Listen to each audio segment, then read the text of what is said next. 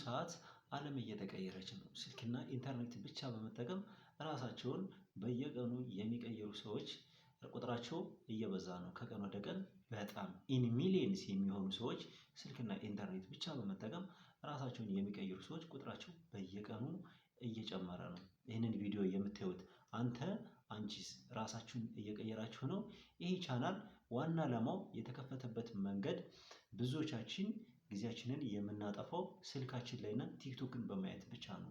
ስለዚህ እንዴት ነው ስልካችንን በመጠቀም ራሳችንን መቀየር የምንችለው? ራሳችንን ጥሩ ደረጃ ላይ ማድረስ የምንችለው እንዴት ነው? ዋናው ዓላማ የዚህ ቻናል የተከፈተበት ዋናው ዓላማ ለዚህ ነው። በጣም ብዙዎቻችን ምን ማድረግ እንዳለብን ግራ ይገባናል። የስራ ዓላማ የጠፋብን ስኪል እንዴት ነው ማምጣት ያልቻልነው?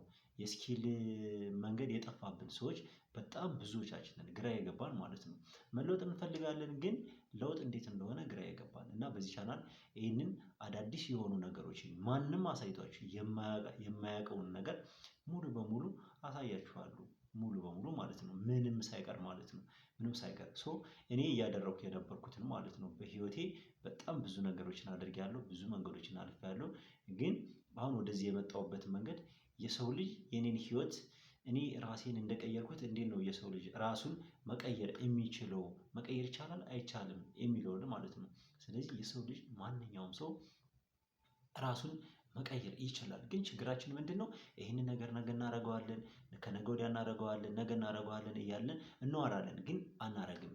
ስለዚህ ዋናው ዓላማው የዚህ ቻናል ምንም ማድረግ ያልቻላችሁ ሰዎች፣ የስራ ዓላማው የጠፋባችሁ ሰዎች፣ ስራ ለመስራት ፈልጋችሁ ምን መስራት እንደጠፋችሁ መስራት ዓላማው የጠፋባችሁ ሰዎች ሙሉ በሙሉ ማለት ነው በዚህ ቻናል ተከታተሉኝ። ሁሉንም ነገር ከመጀመሪያው እስከመጨረሻው ድረስ ማለት ነው ሙሉ በሙሉ አሳያችኋለሁ። አዳዲስ ቴክኖሎጂዎችን በዚህ ቪዲዮ ማየት እንችላለን። በየቀኑ ማለት ነው በ10 ደቂቃ ቪዲዮ ህይወታችንን የሚቀይሩ ነገሮችን በጣም ብዙ ነገሮችን ማየት እንችላለን። በጣም ብዙ ነገሮችን ማለት ነው። ከእኔ ህይወት በጣም ብዙ ነገር የማስተምራችሁ ነገር አለ። ስለዚህ ሁላችሁም ለመማር እና ለመከታተል ዝግጁ ከሆናችሁ በኮሜንት አሳውቁኝ። ማንኛውንም ነገር ማለት ነው። ምንም አይነት ነገር የሚቀር ነገር የለም።